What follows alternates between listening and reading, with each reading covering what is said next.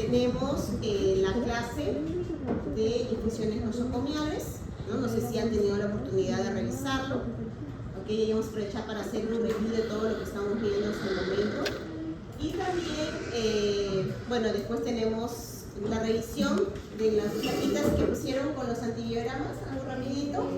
Y finalizamos con el vídeo, ¿no? Aquí es el momento de que se luzca el grupo que le tocó su vida, ¿okay? Con sus nombres.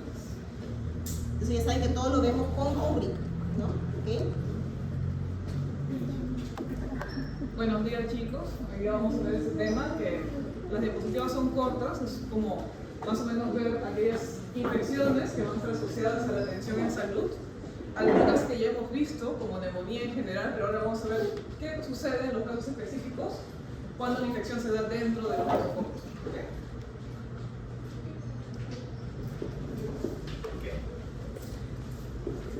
Vamos a hoy día entender las infecciones asociadas a la atención en salud, porque este es un problema en la salud pública. ¿Okay? Vamos a ver la importancia del laboratorio de microbiología justamente para el diagnóstico de estas infecciones y justamente ajustar posteriormente el tratamiento. Conocer las infecciones más frecuentes asociadas a la atención en salud y entender que el cumplimiento de las medidas de bioseguridad que se vio en la primera clase, si mal no me equivoco, es la forma más adecuada para enfrentar los problemas, ¿okay? Para poder evitar esas infecciones. Bueno, vamos a entender esas infecciones y vamos a conocer las más frecuentes, ¿okay? Que están estipuladas justamente también por la CDC y el MINSA.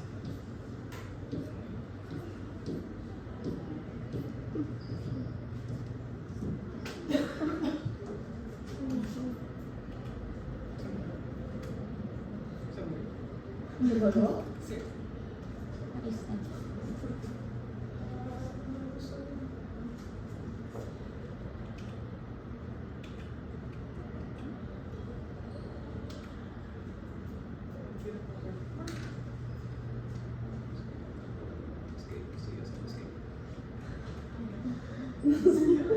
Será así.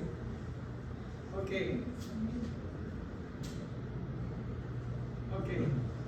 Las infecciones asociadas a la atención de salud son un problema. ¿Por qué son un problema para la salud pública? ¿Por qué creen? Infecciones que están dentro de los hospitales. ¿Por qué serían un problema para la salud pública? Un poco de contagio. Ok, pueden ser contagiosos entre otros pacientes. ¿Qué más? Puedes tener mayor morbilidad por el hecho de que hay pacientes que pueden tener diferentes enfermedades, mayormente los inmunosuprimidos. Exactamente, si un paciente está internado en el hospital es porque tiene algún problema con su sistema inmune, en parte, ¿okay? Así que son mucho más susceptibles a contraer diferentes enfermedades infecciosas. Y viéndolo por el lado del dinero, obviamente van a generar un cargo extra a lo que es el sistema de salud nacional. ¿Okay? Entonces, va a aumentar obviamente la morbilidad y la mortalidad de los pacientes. Es mucho más frecuente en personas, en adultos mayores, también en niños recién nacidos. ¿Okay? La necesidad de utilizar cada vez más procedimientos invasivos. Ahora, siempre vamos desarrollando nuevos métodos, nuevos tratamientos y diagnósticos. Se tratan de que sean menos invasivos, pero de acuerdo a las enfermedades que se vayan a presentar, algunos de ellos siguen siendo bastante invasivos. ¿Okay? No solamente para hacer el diagnóstico, sino también para el tratamiento. ¿Qué tipo de prueba diagnóstica creen que sea invasiva? Las biopsias. Biopsias, ¿qué más? En las que hemos visto para enfermedades respiratorias, tal vez en tracto inferior. Hisopado nasofaringeo. Eso no es tan invasiva. Si tienes una infección acá en los pulmones. ¿No lo qué? Ok, y vimos otra prueba, una que implica tal vez que el paciente esté sedado. Función. ¿Ah?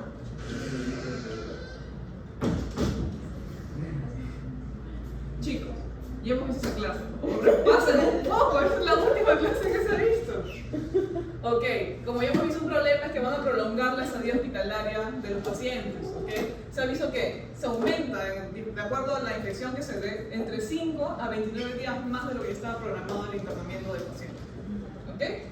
También, eso es importante, porque el hecho de que se genere una infección intrahospitalaria, al ser pacientes que ya están recibiendo algún tipo de tratamiento antimicrobiano, pues pueden generar resistencia antibiótica también. ¿Por qué? Porque estos pacientes están recibiendo un antibiótico específico. El hecho de que se infecten con otros microorganismos, pues puede generar que a la larga se generen estas respuestas, estas resistencias antibióticas, y para los siguientes pacientes que lleguen luego, pues vamos a tener justamente estos microorganismos dando vueltas en el ambiente, ¿okay? Que cada vez va a ser más difícil desarrollar un tratamiento específico para ellos.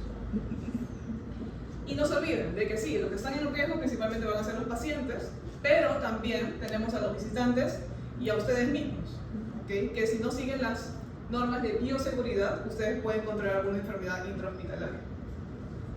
Y algo muy importante con respecto a eso es que la tasa de infección hospitalaria va a ser un indicador de la calidad de la asistencia hospitalaria, ¿okay? Mientras menos casos hayan de estas infecciones intrahospitalarias, significa que las cosas se están haciendo bien en el hospital, que se están siguiendo las normas de bioseguridad para evitar ese tipo de infecciones.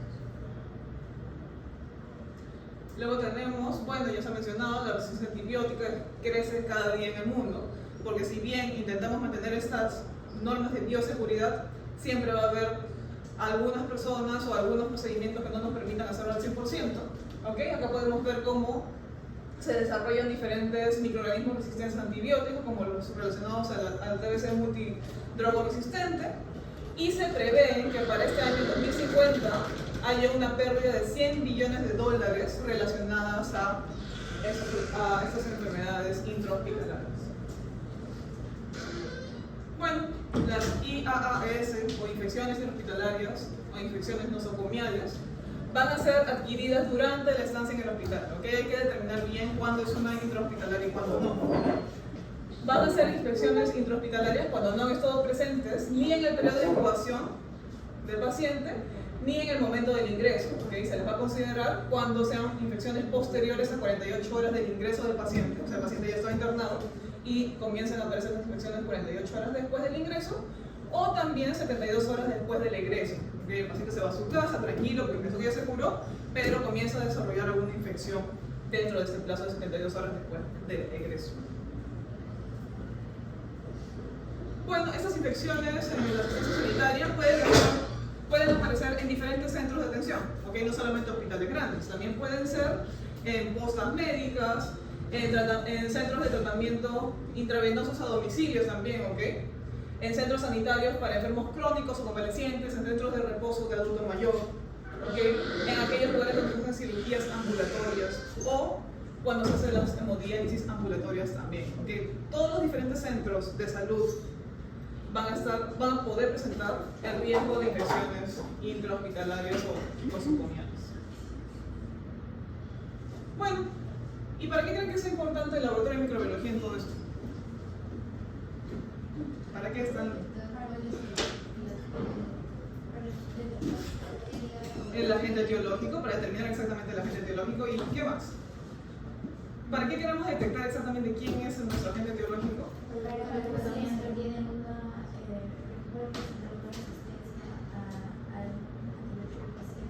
Para evaluar qué características tiene el agente etiológico y ver si es que ha desarrollado una resistencia para poder dar un tratamiento adecuado al paciente.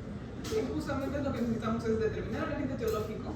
Justamente en estos casos de infecciones intrahospitalarias el antibiograma es fundamental para saber cuáles van a ser los antibióticos que vamos a poder utilizar en el determinado agente y cuáles no.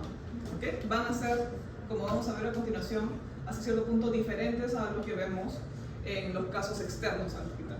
¿Okay? Entonces, van a ser importantes para la determinación de la sensibilidad de los patógenos a los antibióticos, para optimizar el tratamiento. ¿Okay? Una vez primero damos nuestro tratamiento presuntivo, pero luego ya podemos con el confirmatorio optimizar este tratamiento, utilizar la menor cantidad de antibióticos, pero que sean direccionados a nuestro agente, y prevenir brotes. ¿Okay? Eso es importante. Bueno, ya saben que las diferentes pruebas de laboratorio que se van a utilizar en estos casos, usualmente van a ser hemocultivos, urocultivos, cultivos de catéter, ¿okay? Cultivos a partir del catéter, y cultivos de diferentes secreciones, ya que esos son los más comunes, de acuerdo justamente a las infecciones que son más comunes intrahospitalariamente. Ok, bueno, justamente va a ser importante la interacción entre el médico y el laboratorio para poder manejar bien estos casos de infección. Las infecciones asociadas a la atención de salud más frecuentes, vamos a visualizar cuáles son, pero algo importante es el riesgo que existe. ¿Okay? Normalmente, de los pacientes que son hospitalizados, el 8.7% tiene alta probabilidad de contraer algún tipo de infección intrahospitalaria. Sin embargo, en nuestra realidad, en los países en desarrollo, este porcentaje aumenta a alrededor del 15%.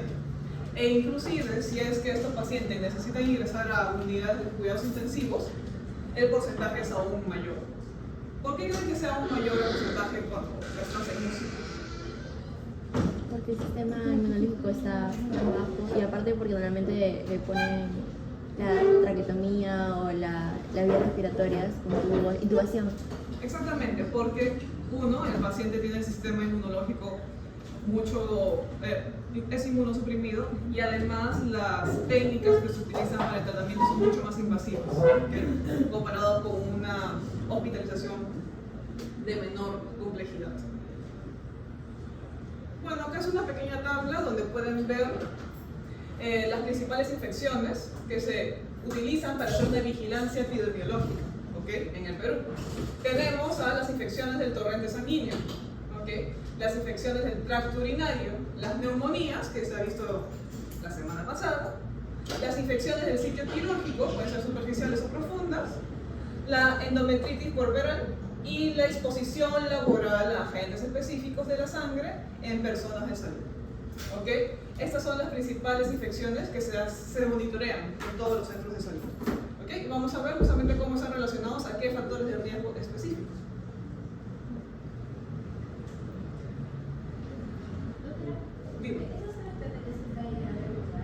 Esto aumenté esta diapositiva para poder tener como el orden.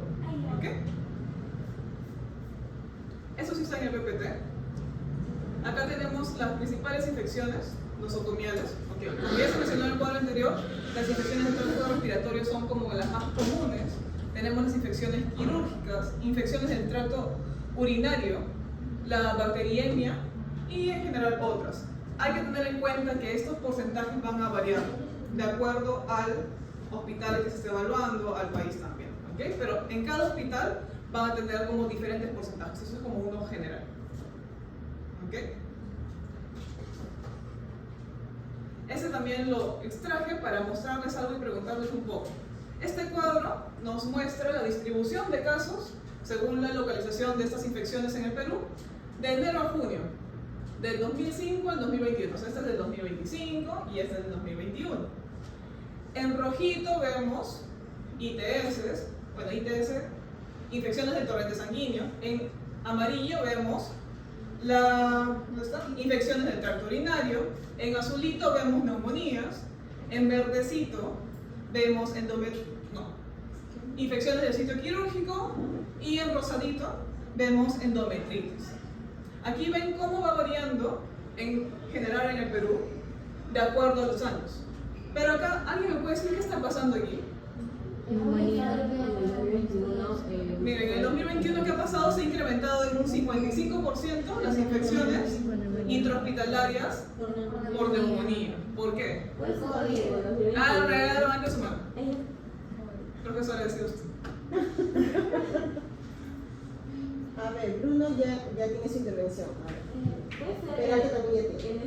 En esos tiempos se incrementó también el COVID-19, entonces era más fácil que los pacientes dentro de los hospitales pudieran, por todo el tratamiento rápido que se está dando, por complicaciones, se le pudiera generar una neumonía crónica. ¿Alguien sabe las neumonías intrahospitalarias? ¿A qué tratamiento específico están asociadas? ¿A qué creen? ¿Qué cosa aumentó? ¿El uso de qué cosa aumentó durante el brote de COVID? Un ventilador, ¿Qué cosa? ¿Otro? ventilador mecánico. ¿Qué? Ventilación mecánica. ¿Ventilación mecánica? Sí, ok. Estas infecciones por neumonía van a estar asociadas justamente al incremento del uso de los ventiladores mecánicos. ¿Ok? Es por eso que podemos apreciar este incremento justamente en el año 2021. ¿Ok? Recuerden que son los primeros meses. A ver, profesora, disculpe. Chico, por si acaso, todas las intervenciones yo estoy anotando. Yo más o menos ya me sé los apellidos, además sé los móviles cada uno. Entonces, aquí yo tengo, por ejemplo, a Ariana, a Bruno, Peralta, Correa y Frank. Entonces, esos son puntos adicionales a lo que ya tienen en sus notas de sus aulas, de participaciones. Entonces, esa es la ayuda que nosotros estamos haciendo ahorita para sus notas. ¿Ok? Así. Es el tema nuevo. Ah, ok. Sí, nuevamente. Es igual que ¿Quieres comentar? O sea, es un comentario. Es cuento como bueno, o sea, también generalmente eso se da por la neumonía aspirativa que se da intrahospitalaria. Entonces, cuando hay la neumonía aspirativa, después te va a generar un síndrome respiratorio agudo y eso hace que tenga la ventilación mecánica del paciente. Pero aparte del hecho de que el tubo para la respiración y todo eso es como un portador de más patógenos que pueden entrar al cuerpo, también es que a veces hay un barotoma o es muy fuerte la ventilación que generan un daño de presión o de volumen dentro del pulmón, que altera los epitelios y eso hace que haya más inflamación y también altera el sistema inmune, haciendo que esta persona tenga más predisposición a tener diferentes tipos de infecciones. Claro, un agente que tal vez no genera una infección normalmente, en ese caso específico puede generarlo. Exactamente. No se preocupe que aquellas diapositivas que no están siendo más que nada utilizadas para interactuar entre nosotros, ¿ok? Igual, después si quieren les comparto este material que es justamente un poco de la norma técnica, que lo pueden encontrar también en internet, donde se pueden guiar y pueden encontrar información de justamente estos gráficos extras. ¿Okay? Lo pueden poner en el Canva. En el Canva, sí, seguro. ajá, sí, en esta semana para que lo revisen. Y para ellos les sirve. Acá tenemos justamente la distribución y el rango de los agentes etiológicos principales relacionados en general a las infecciones intrahospitalarias. ¿Okay? Vamos a tener a nuestro querido Staphylococcus aureus, ¿okay? A E. coli, ¿qué más es esto? A las especies populares negativas de Staphylococcus, a Klebsiella, Pneumoniae oxytoca y a Pseudomonas aeruginosa. ¿Okay? Van a ser entre las principales que ya hemos visto también en las semanas previas, que van a estar relacionadas a diferentes infecciones intrahospitalarias. ¿Okay? Ahora vamos a tratar, si no me equivoco, de ver, vamos a explicar lo que es el mapa microbiológico. ¿Okay? Este mapa microbiológico es un documento que va a realizar el Ministerio de Salud, que se realiza en cada uno de los centros hospitalarios para incluir datos, recopilar datos de la sensibilidad correspondiente a microorganismos aislados de pacientes que han tenido algún tipo de infección intrahospitalaria. ¿Okay? Se va a actualizar permanentemente y es por esto que este documento, este mapa microbiológico, va a ser importante porque va a permitir saber cuáles son los microorganismos que están presentes en el hospital y los cuales están generando estas infecciones intrahospitalarias en cada uno de los nosocomios. ¿Okay? Acá tenemos un ejemplo nada más. ¿De dónde? Del Hospital Miguel Enríquez, creo que era en México. ¿Okay? Pero acá podemos ver, ¿no?, que en todas las muestras en general que han obtenido que un 25% está relacionado a Pseudomonas aeruginosa, infecciones por Pseudomonas aeruginosa. ¿Okay? Cada hospital va a tener uno diferente.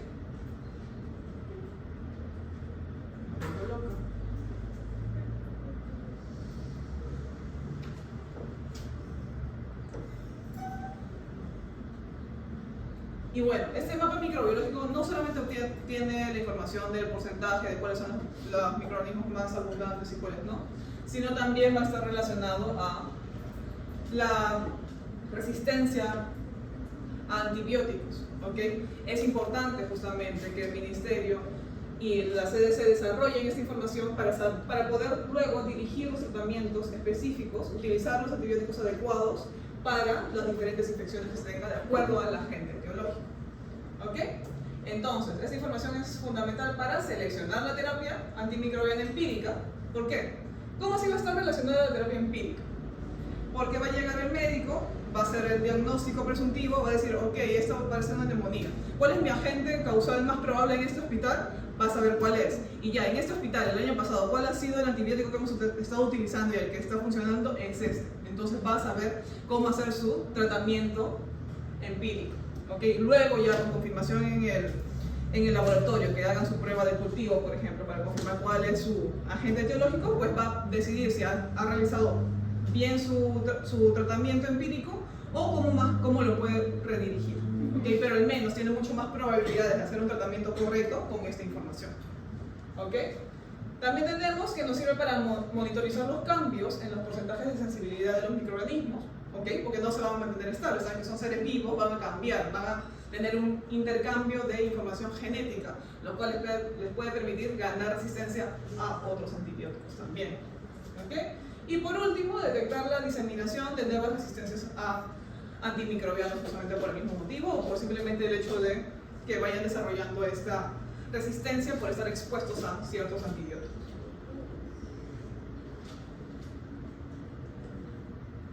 Bueno, este es otro gráfico que añadí solamente para que podamos ver justamente, este es en general en infecciones intrahospitalarias, el Laboratorio de Referencia Nacional de Infecciones Intrahospitalarias, en el cual podemos ver, ¿no?, de los casos que se han evaluado que tienen como agente etiológico Staphylococcus aureus, cómo se tiene, ellos tienen información de cuáles son los antibióticos a los cuales ya presentan resistencia y a cuáles no.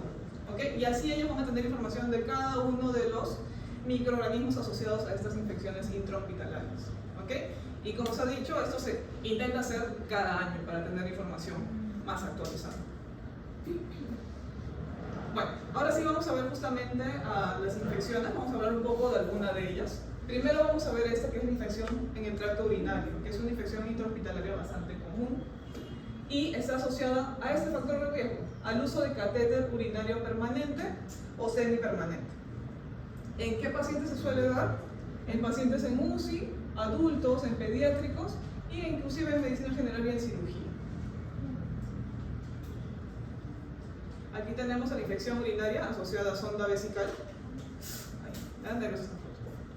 Acá tenemos justamente que va a estar asociada a una infección urinaria sin identificación con otra fuente de infección. O sea, no hay ninguna otra fuente que haya podido brindar o que haya podido ser el origen de este microorganismo. Y hay un crecimiento de 1000 unidades formadoras de colonia en la orina. Es un paciente que tiene el catéter o ha tenido el catéter recientemente o removido en las últimas 48 horas. Va a haber una bacteriuria sintomática, ¿okay? O sea, no va a presentar síntomas el paciente y puede haber un crecimiento de 100.000 unidades formadoras de colonia de una especie bacteriana a partir del catéter urinario, ¿okay? En este caso, el principal factor de riesgo para una infección urinaria intrahospitalaria y en general para la mayoría de las infecciones va a ser el tiempo que esté requiriendo un tratamiento específico. En este caso, mientras más tiempo necesite utilizar la sonda, pues hay mucho más probabilidad de que el paciente sufra este tipo de infecciones. ¿Ok? Inclusive se ve que hay un aumento del 3 al 8% del riesgo de esa infección por cada día que tenga que utilizar la sonda. Es por eso que aquí es importante que el médico tratante determine el número exacto de días o que sea una examinación de paciente constante para determinar en qué momento ya no es necesario la sonda. Porque si le dicen, no, vamos a dejarlo ahí por si acaso para prevenir, para que no se me orine, pues puede generar a la larga el riesgo de contraer una infección. ¿Ok?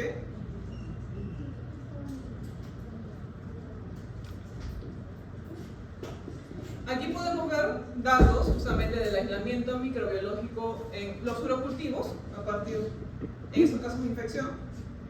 ¿Ok? En este caso son en el EVES. ¿Saben qué es el EVES? Hospital de Emergencia de Villa El Salvador. Ok, vamos a ver un caso específico. ¿Ok? Este es en el 2017, el último trimestre. ¿Ok?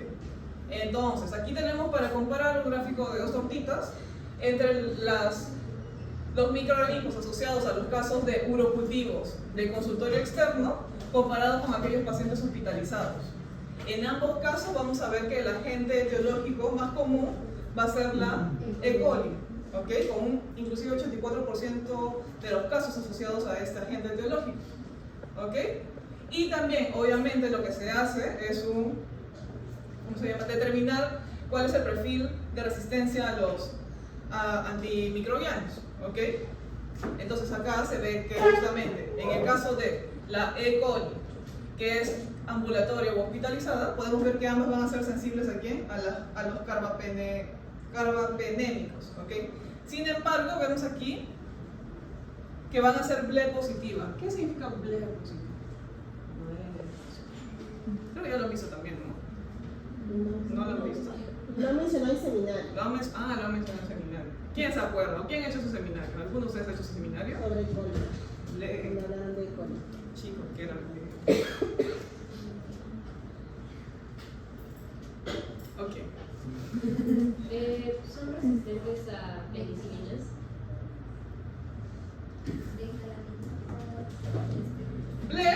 ser las beta-lactamasas de espectro extendido. Cuando decimos que es ble positivo es porque el microorganismo va a producir estas beta-lactamasas de espectro extendido. ¿Ok? Estas son enzimas capaces de inactivar penicilinas y cefalosporinas. ¿Ok? Y estos otros dos antibióticos. ¿Ok? Es por eso que es importante determinar, en este caso, tenemos que el agente etiológico que se ha ubicado en la mayoría de infecciones urinarias van a ser ble positivas, inclusive más, podemos ver aquí. Bueno, y las de fuente ambulatoria tienen una mayor producción de estos ble positivos comparado con el hospitalario, pero es importante saber. ¿Por qué? Porque de esta forma ya sabemos que en caso de que encontremos que es una E. coli el agente etiológico, pues ya sabemos que antibióticos no van a ser utilizados. ¿Ok? En su lugar, los antibióticos alternativos para aquellos microorganismos que son ble positivos suelen ser los carbapenémicos. Y como hemos visualizado en nuestra tabla, pues justamente son sensibles a ellos. ¿Ok? Una consulta, si estos pacientes, algunas sustancias como la E. coli son resistentes a medicamentos como la penicilina, la penicilina en sí actúa más rápido sobre el paciente. O sea, he escuchado que cura más rápido, por decirse, la enfermedad por la composición que tiene.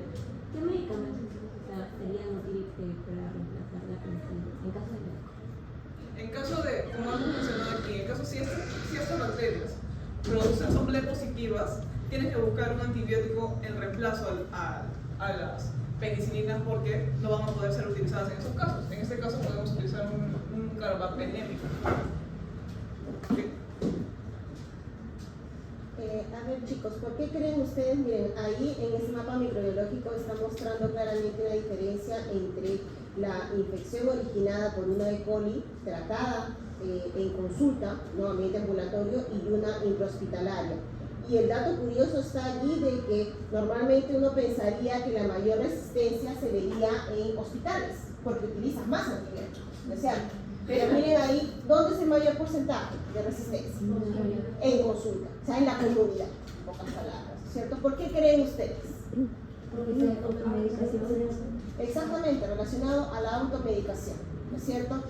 Aquí el pacientito, ¿no? En la mayoría de los casos las mujeres, porque las ITU en este caso son infecciones son ITU, ¿no es cierto? Entonces, si es el tracto urinario, el mayor porcentaje de infecciones está asociado por sexo a las mujeres.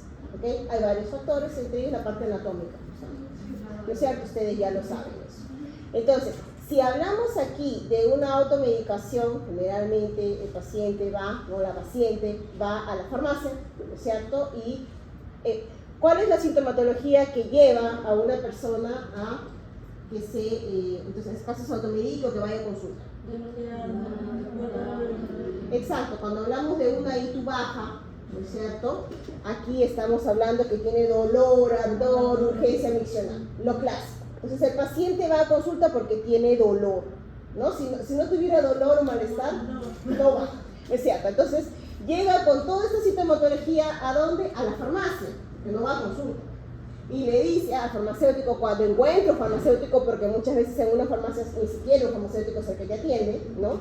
Entonces ahí le dice que llega con estos síntomas y le da la prescripción, ¿no es cierto? Entonces normalmente un tratamiento que ustedes van a prescribir con antibióticos dura 5 o 7 días, o sea, tu tratamiento completo. Pero aquí les dan por 3 días, ¿no?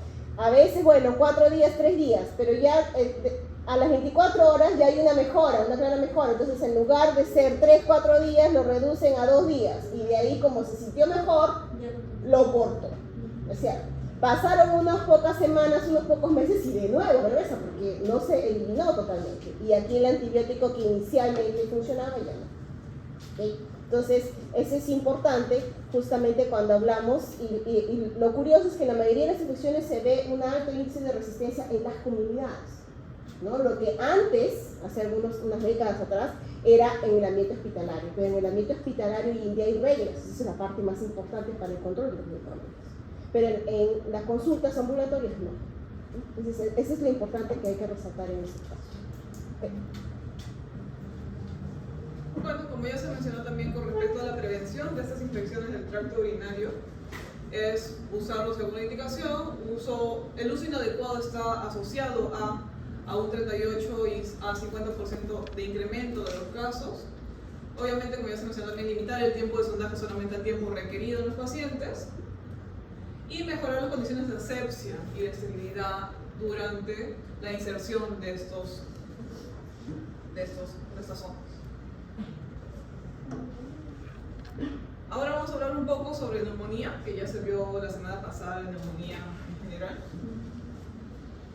Como ya se mencionó también, está asociado en las infecciones intrahospitalarias al uso del ventilador mecánico y se va a ver en diferentes pacientes que estén en UCI. Entonces, la neumonía intrahospitalaria puede estar asociada a la hospitalización en general o asociada al uso de la ventilación mecánica. ¿Okay? En ambos casos van a ser luego de 48 horas de la hospitalización o luego de 48 horas con la ventilación mecánica. Y va a ser la primera causa de mortalidad y la segunda causa de morbilidad en esas infecciones nosocomiales. ¿Okay? Con respecto a los factores de riesgo, obviamente los pacientes que son adultos mayores van a tener mayor riesgo de sufrir ese tipo de neumonías intrahospitalarias. Estas comorbilidades también están relacionadas, el hecho de que el paciente tenga diabetes mellitus, que tenga enfermedad pulmonar obstructiva crónica, que sean pacientes inmunosuprimidos o que tengan la pancitopenia, bajos niveles de glóbulos rojos, glóbulos blancos y plaquetas en sangre. La hospitalización, justamente, la metodología de la hospitalización, ¿no? El uso de sedantes, la intubación, el hecho de que el paciente haya sido sometido a algún tipo de cirugía torácica o abdominal, o sea, algún tipo de cirugía también va a incrementar el riesgo de sufrir ese tipo de neumonías. Y el estilo de vida del paciente, el consumo de cigarrillos, por ejemplo, también va a predisponer, bueno, aumentar la predisposición a tener ese tipo de neumonías. En general, los principales agentes etiológicos asociados a neumonía intrahospitalaria van a ser estos 4. Pero hay que recordar que siempre va a depender del contexto hospitalario, que puede variar de acuerdo al hospital en el que se esté trabajando. ¿Ok? Para poder hacer su diagnóstico se realiza un hemocultivo. ¿Ok?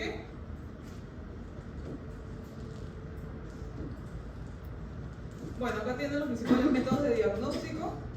Vamos a utilizar técnicas para obtener la muestra, las cuales pueden ser técnicas no invasivas o técnicas invasivas. Entre las no invasivas, ¿qué técnicas no invasivas existían? ¿Se han visto técnicas para obtener la muestra para hacer el diagnóstico de una neumonía? El hisopado. No, la cromatografía. Hisopado, no, pues ¿cómo va a meter Es una una neumonía. neumonía en hisopado? Un tremendo hisopo que vamos a pasar. ¿Qué? ¿Estuto?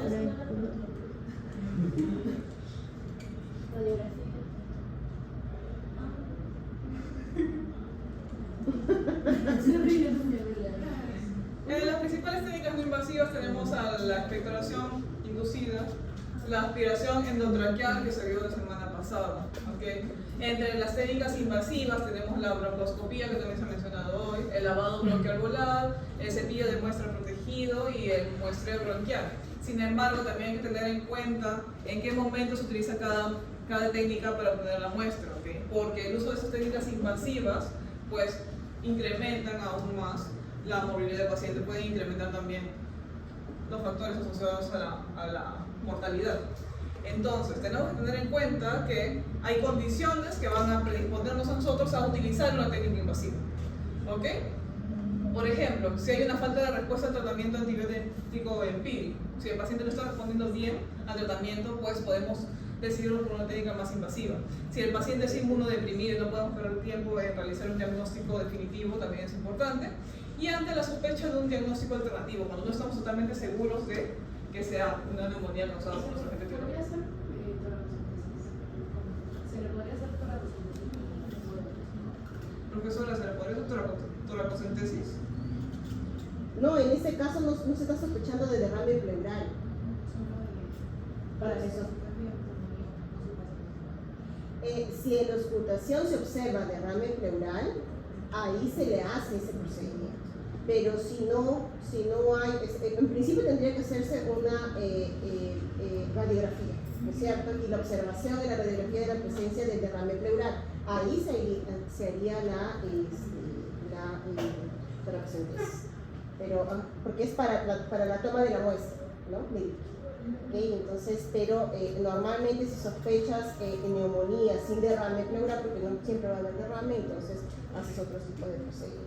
Generalmente cuando el pacientito está hospitalizado, los procedimientos más comunes son cuando no hay muestra de esputo. Generalmente muestra de esputo, ustedes saben, se termina solicitando en la comunidad, ¿no? La persona llega en consulta ambulatoria y su muestra de esputo. ¿Okay? Pero ya cuando está hospitalizado y no produce esputo, que ustedes saben a veces es difícil para un paciente la producción de esputo por expectoración, entonces ahí se le hacen las otros tipos de técnicas, ¿no? Como el lavado, una aspiración, lavado, ¿no? O justamente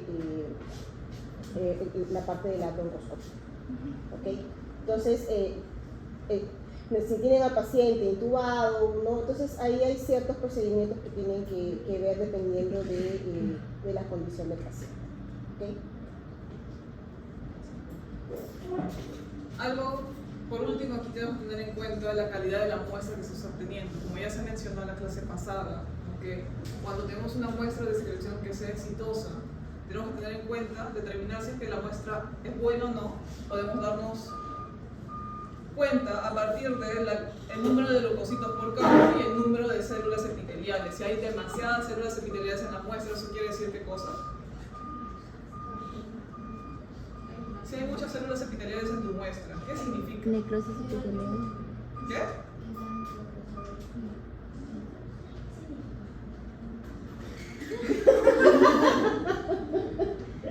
Nos tomamos una muestra, imagínate, de esputo y hay demasiadas células epiteliales. Acá dice que por campo no podemos ver más de... necesitamos menos de 10 muestras epiteliales, de células epiteliales. ¿Por qué? Está mal tomado, ¿por qué? ¿Qué significa? ¿De dónde sale esa muestra? De otro lado, ya sé que no. ¿Pero qué está pasando? Creo que La técnica estuvo mal, ¿ok? que era cuando el paciente como que se inducía a hacer el esputo y por lo tanto como que no era el esputo original que se busca, sino era como que más saliva. Estamos obteniendo la muestra a partir de otra zona, ¿okay? Donde hay tejido epitelial justamente, ¿okay? Por eso. Esta observación de la muestra nos puede servir justamente para determinar la muestra, una buena muestra, comparar una buena muestra de una mala. El número de células epiteliales presentes en ellas y el número de leucocitos por campo.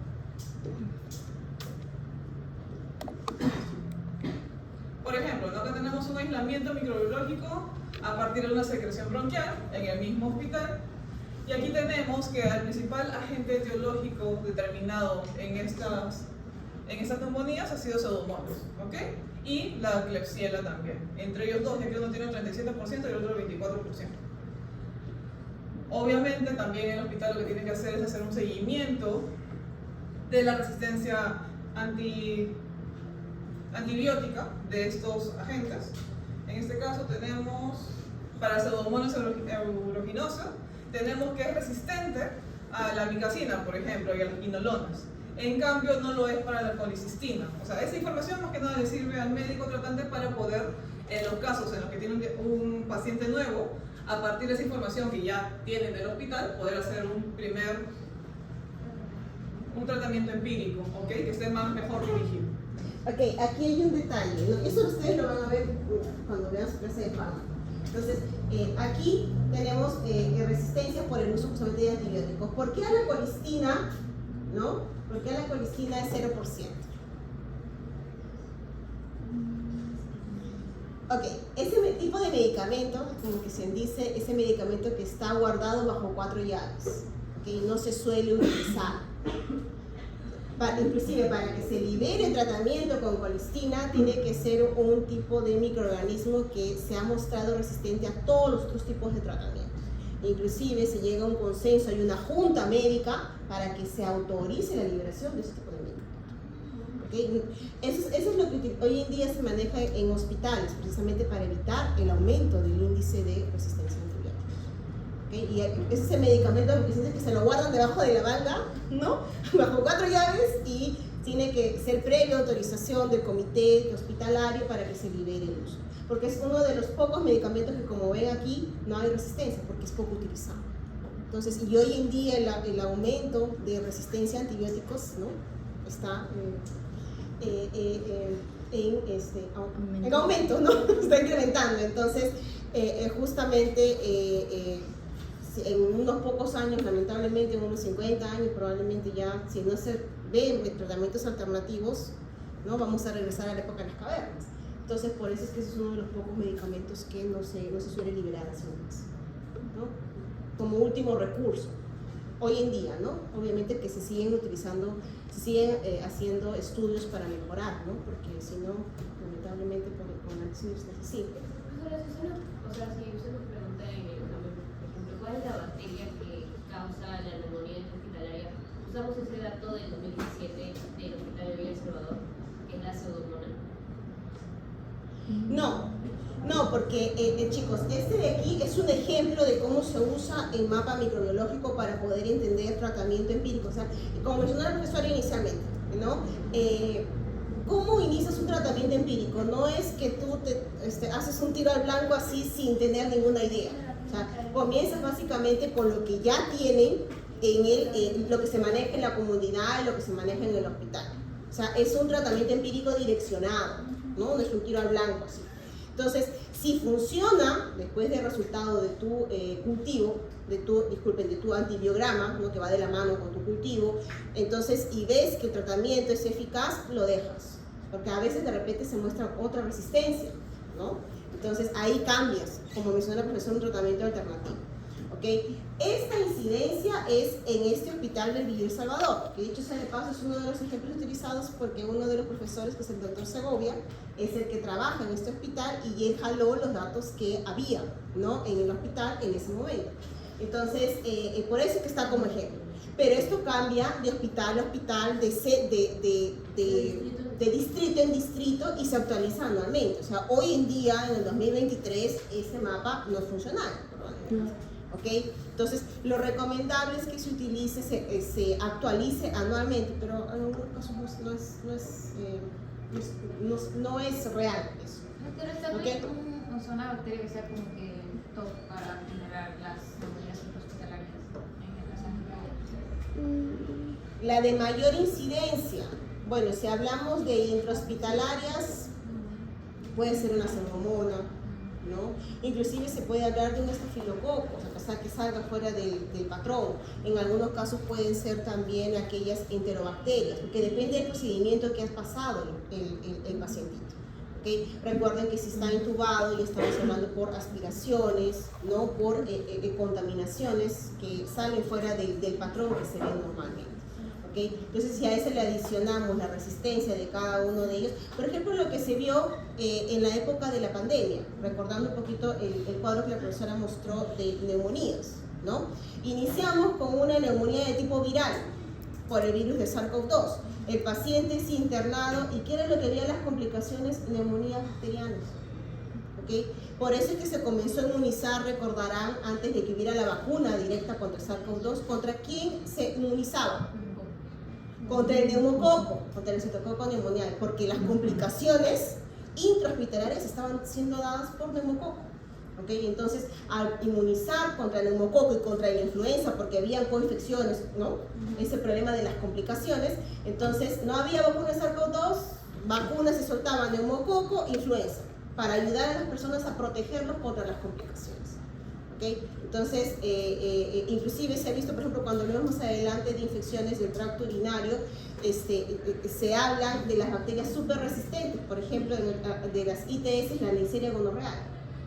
Porque hoy en día, a raíz de la automedicación y llevado después de la pandemia, ¿okay? Hay una súper resistencia para estas bacterias, como la Neisseria gonorrhoeae. No tiene nada que ver con infecciones por cuadros respiratorios, pero por la resistencia a antibióticos, justamente se ha visto que esta bacteria hoy en día es súper resistente. ¿Okay? Como resultado, o sea, post-pandemia.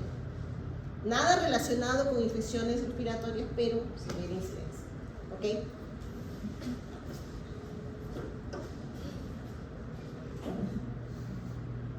Ahora vamos a mencionar un poco sobre las infecciones del torrente sanguíneo, ¿okay? Que pueden ser bacteriemias primarias o sepsis clínicas. Usualmente van a estar asociados al uso de catéteres, ya sean venosos centrales periféricos y también parenterales totales. ¿Okay? Los pacientes son variados, usualmente los que están en UCI pueden ser adultos o niños pequeños también.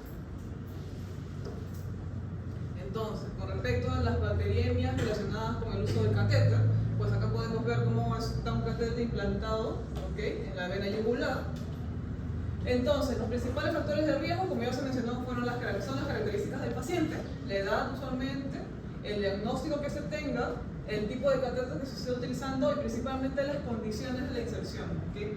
Hay que tener mucho cuidado con la higiene al momento de realizar esas inserciones.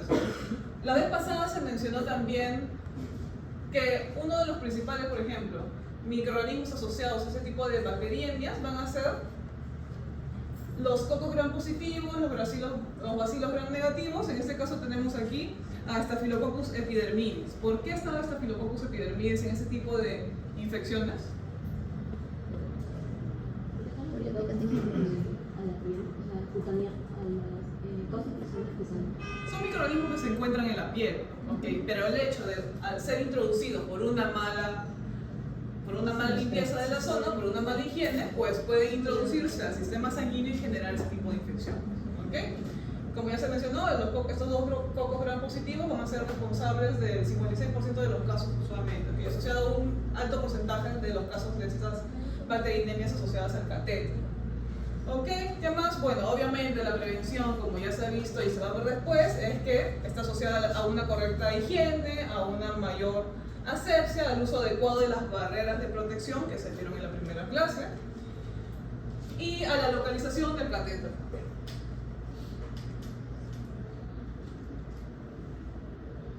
Bueno, ahora un poquito sobre lo que es la infección del sitio quirúrgico, o sea, posteriores a diferentes cirugías. Las cirugías que están más asociadas a este tipo de infección van a ser prótesis, como prótesis de cadera, partos por cesárea, hemioplastías inguinales y colicistectomías, ¿okay? Laparoscópicas o no laparoscópicas. Entonces, en estas infecciones del sitio quirúrgico van a estar relacionadas a la cirugía, a la incisión quirúrgica, justamente ubicadas donde haya sido el lugar de la operación. Se presentan durante los primeros 30 días o hasta un año después, de acuerdo al tipo de cirugía al cual se haya sido expuesto y si ha habido un uso de algún implante. ¿Okay? ¿Por qué? Porque ese implante puede ser que esté contaminado, no haya sido correctamente desinfectado y pues esté acarreando esta infección.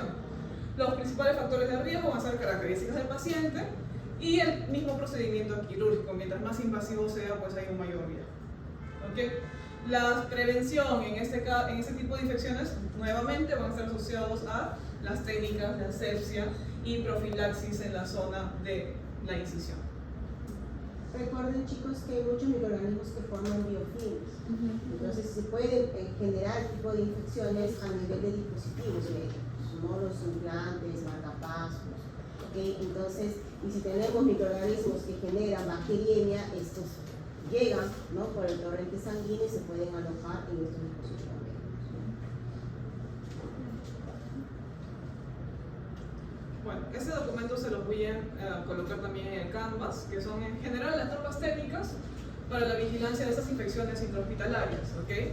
Algo que quería mencionarles también es que otra de las infecciones más comunes iban a ser, o a las cuales se les hace seguimiento, son justamente a los patógenos en sangre en personal de salud. ¿Okay? En el personal de salud usualmente están asociados a accidentes punzocortantes y a salpicaduras. ¿Okay? ¿Cómo podríamos prevenir estos dos tipos de infecciones asociadas a estas situaciones? ¿Cómo podría prevenir un accidente punzocortante? Un mejor manejo de los materiales. ¿Okay? ¿En qué situaciones hay mayor riesgo de esos accidentes punzocortantes? En la toma de muestras. Las tomas de muestras sanguíneas, ¿okay? Y con respecto a las salpicaduras,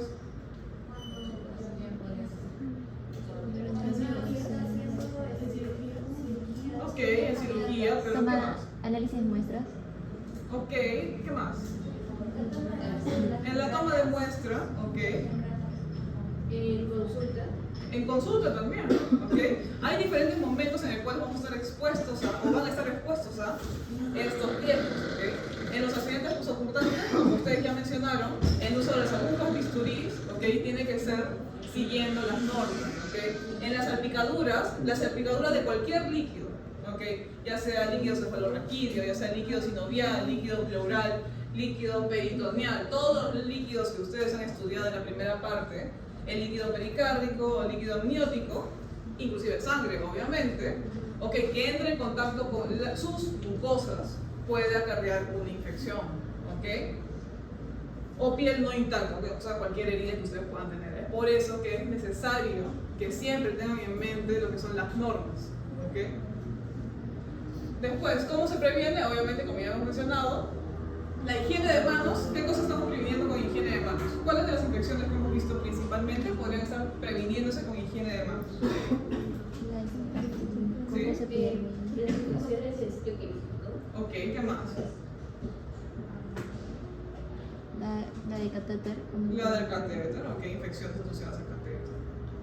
¿Alguna otra más?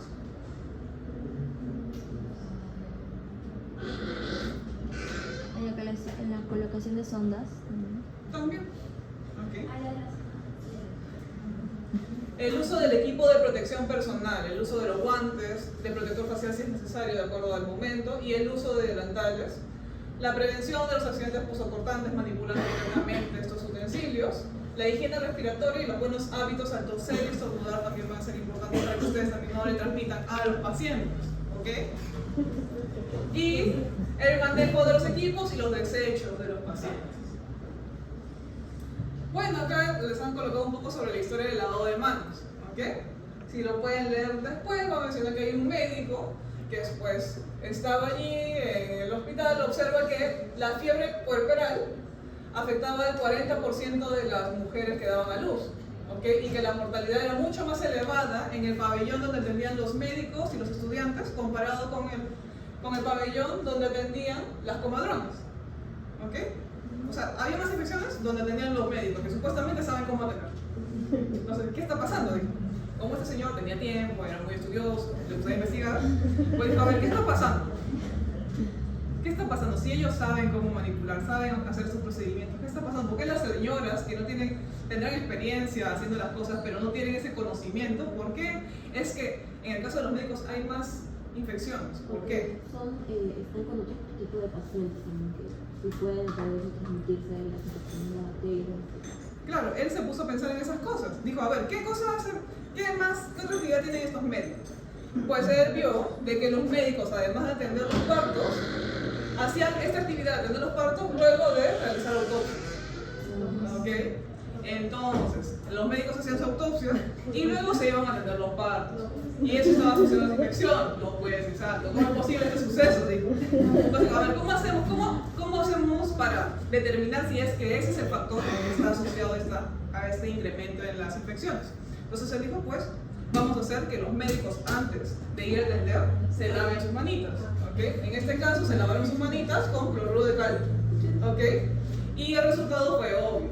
¿Okay? Que ahora en el pabellón que eran atendidos por los médicos que seguían esta metodología de lavarse las manos, pues se redujo la mortalidad e inclusive la redujo más que en el caso de las comadronas. ¿Okay? Así que este fue uno de los principales hitos que desencadenó el hecho de que la gente se diera cuenta en 1800 que era necesario la higiene, el lavado de manos. Y este es el lavado de manos, que inclusive cuenta la historia que el mismo médico llevó ese lavado de manos y lo puso en la puerta.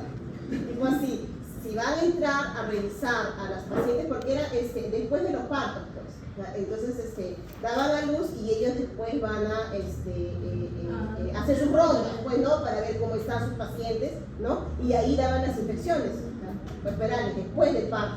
Entonces ahí él agarró y puso su lavado de manos, su lavadero, y no me entraban a la sala, no me entran si no se lavan las manos para tocar a sus pacientes, porque le hacían el examen, ¿no? Y con las manos después de ver tocado en las autopsias. Entonces imagínense, pues, ¿no?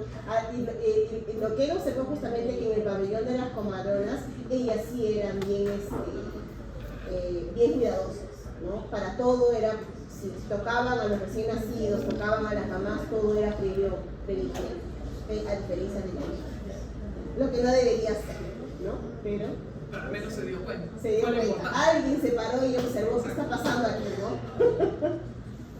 Entonces, entre las Principales medidas que se ha determinado que son importantes para evitar o prevenir esas infecciones intrahospitalarias, el lavado de manos es el número 1. ¿Okay? Por favor, no se olviden los diferentes métodos de lavado de manos que ustedes conocen de acuerdo al momento de atención. ¿Okay? Por último, hay que mencionar los principios de bioseguridad, que ustedes ya lo han visto antes, ¿cierto? ¿Qué cosa era la universalidad? Levante su manito. Levante su manito, porque escucho bla, bla, bla, bla, bla. 4 ciclos llevando bioseguridad, que nos pregunten en el examen ni nada. Ya, profesora, ¿escojo usted? No, ¿Escojo yo? es libre. Ya, dime. Considera a todo paciente como posible fuente de infección que tenga una enfermedad y tener todas las barreras para que no se contagie, ¿no? Por ejemplo, aunque yo la voy a tratar a ella, tengo que considerar que ella tiene todas las enfermedades posibles para así protegerme. Todo. Ok. El uso de barreras de contención. ¿Qué barreras de contención conoce? Ok, ¿cuáles son las primarias? ¿Quién levanta su manito para hablar de las primarias? Ok, dime.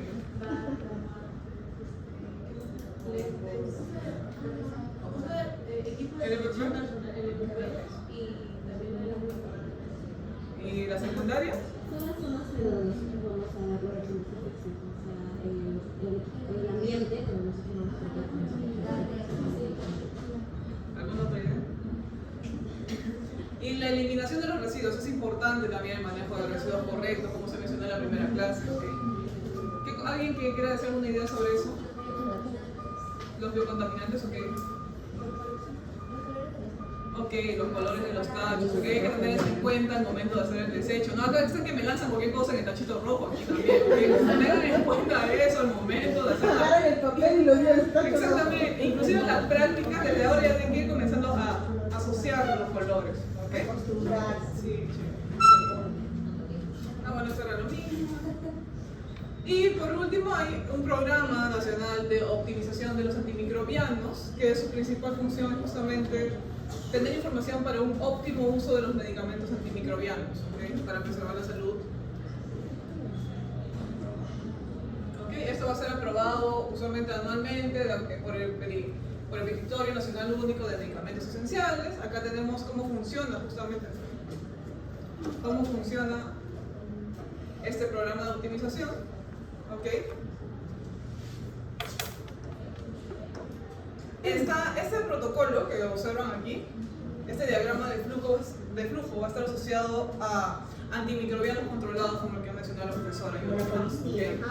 Que debe pasar por diferentes médicos y diferentes profesionales, como químicos farmacéuticos, que confirmen el hecho de que es estrictamente necesario el uso de ese antimicrobiano para que pueda ser liberado y utilizado en el paciente específico. Y se hace un seguimiento antes de, bueno, para asegurarnos que sea necesario, y luego un seguimiento posterior para ver cuál ha sido el efecto del uso de este y tener un control estricto del mismo, ¿ok? ¿Cuánto más o menos tiempo dura esto de pasar por cada, para confirmar que puedan usarlo? O sea, ¿cuánto tiempo lleva la revisión para que se pueda decir que este medicamento sí es permitido en esta persona? Porque en ese tiempo de repente que hacen la revisión puede el paciente llegar a complicarse mucho más. Bueno, en principio tiene que haberse descartado toda opción anterior, ¿no? Y en algunos casos se puede solicitar un tipo de emergencia, justamente para poder evaluar lo más rápido posible el uso de este otro antibiótico necesario, ¿no? Entonces, es prácticamente lo mismo que se ve para la parte de cirugía. A veces en cirugía tienes que solicitar reuniones de emergencia para poder aceptar poder intervenir un paciente, pues, ¿no? Porque a pesar que está con todos los cuidados, es algo emergencial, ¿no? Porque si no el paciente se te muere.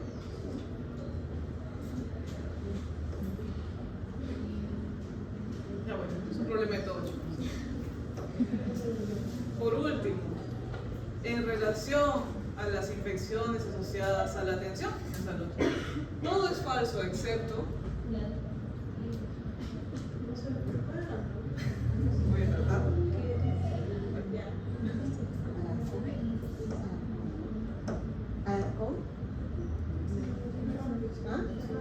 ¿Cómo? Todo es falso excepto ¿La de? La B de besita. La T, de La tasa de infección hospitalaria es un indicador de la calidad de asistencia hospitalaria. ¿Okay? Mientras No es- menor sea la tasa de infección, eso No es esa B que parece D y termina siendo A, ¿no? Que les encanta hacer así. Comienza como B, después es D encima y después no, profesor, ese es mi A. eso es examen. Tienes que, en relación al mapa microbiológico, marca la respuesta más adecuada. Seleccionar la terapia empírica antimicrobiana más adecuada a nivel local. Sirve para monitorizar los cambios en los porcentajes de sensibilidad de los microorganismos. Sirve para detectar la diseminación de nuevas resistencias antimicrobianas. Todos, ¿ok? Y por último, en relación a los factores de riesgo en la neumonía intrahospitalaria, menciona la respuesta menos adecuada. Acá sí es menos adecuada. ¿Cuándo estaba en la lista? ¿No creen que no sea también tan La hipertensión asociada arterial. al riesgo, incremento de riesgo? La hipertensión arterial. Recuerden que hemos mencionado que la edad es uno de los principales factores, la diabetes mellitus también. ¿Por qué la diabetes mellitus, no? Porque disminuye ¿Por qué el la diabetes sistema mellitus está asociada a un incremento de neumonía intrahospitalaria? disminuye lo que es el sistema inmunológico. Gracias.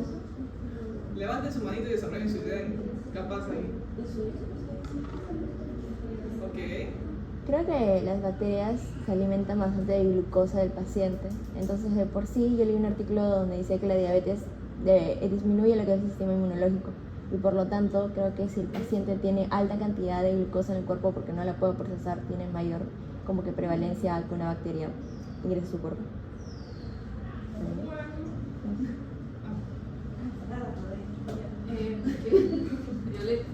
Yo es porque la diabetes mellitus está relacionada con la obesidad en las personas y la obesidad es un estado inflamatorio. Entonces, si es un estado inflamatorio, eso genera una alteración del sistema inmune y haría que esté en la predisposición a tener una. O sea, su sistema inmune está más suprimido porque ese estado inflamatorio que tiene el paciente. Entonces, quizás por eso podría tener más predisposición a tener una infección de cualquier tipo. Puede dificultar, o sea, que cuando tratemos al paciente haya una dificultad de eliminar las bacterias por completo. Entonces puede, por eso ser infección. Claro, porque. Bueno, tanto lo que ha dicho el poder, me gustaría hacerlo porque los órganos, en la definición, como deben ser en estos de velocidad, se empiezan a alterar de varios órganos del paciente, de sus riñones, su hígado, etc. Entonces, la respuesta inmunológica de las bacterias no va a ser la misma mediada por estos órganos. Entonces, sin poner y eso hace que justamente sea más propenso a que contraiga las infecciones. No puede ser por lo que el paciente para inyectándose insulina, entonces no hay una mayor predisposición a que se contagie por bacterias por una mala higiene. Ahora estamos hablando de una específica.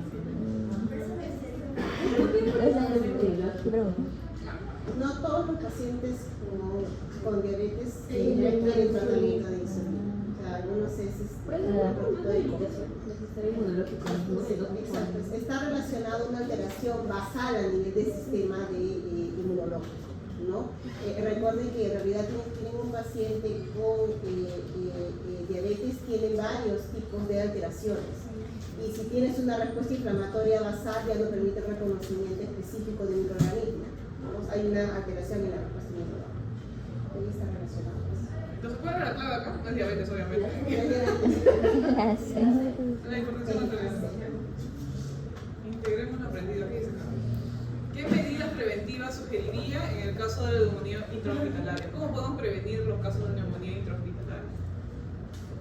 Sí.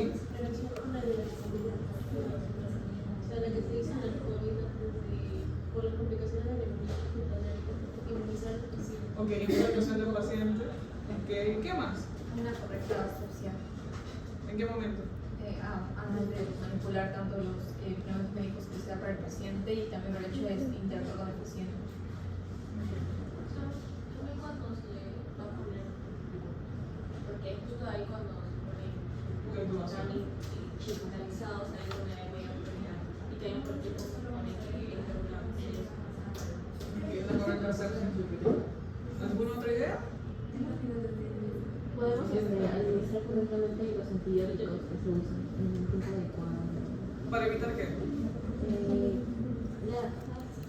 Como les decía, la resistencia a que cuando otros le damos antibióticos, pues ya no funcionan. Ok, tener un correcto manejo de tratamiento para evitar posterior resistencia en algunas microorganismos. Y el siguiente ABA. Para la próxima semana. ¿La próxima semana hay Gideon también? Sí. Sí, no, ya, ok. ¿Quién es el Gideon 3? Ya, chicas, ustedes no presentan este ABA. El resto tiene que hacer este ABA, ¿ok?